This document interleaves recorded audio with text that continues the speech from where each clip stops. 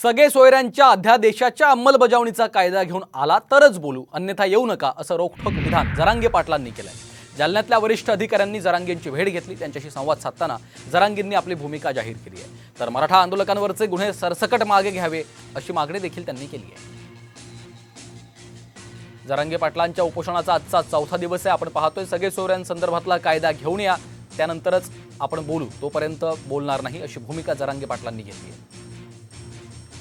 मला जर अंमलबजावणी असली तर माझ्याकडे यायचं सगळ्या सोयऱ्याची, आणि ती बी मी दिलेली व्याख्या आहे। स्पष्ट सांगतो, आता मी दिलेली व्याख्या आहे, सगळ्या सोयऱ्यांची अंमलबजावणी मला लागते। हैदराबादचं गॅजेट घेतल्याला मला लागतंय।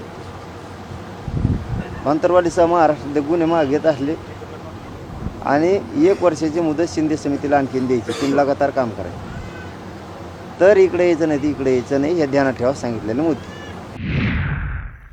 तर मराठा आरक्षणासंदर्भातली एक मोठी बातमी आहे। 20 फेब्रुवारीला राज्याचं विशेष अधिवेशन होणार असल्याची माहिती सूत्रांनी दिली आहे। 1 दिवसाचं विशेष अधिवेशन होणार असल्याचं सूत्रांकडून कळतंय। मराठा आरक्षणावर कायदा पारित करण्याची शक्यता आहे। सगळे सोयरे शब्दाच्या अनुषंगानं कायदा पारित करण्याची देखील शक्यता आहे। आपण पाहतो या अधिवेशनामध्ये आता हा कायदा पारित होणार असल्याचं सूत्रांच्या वतीनं कळतंय।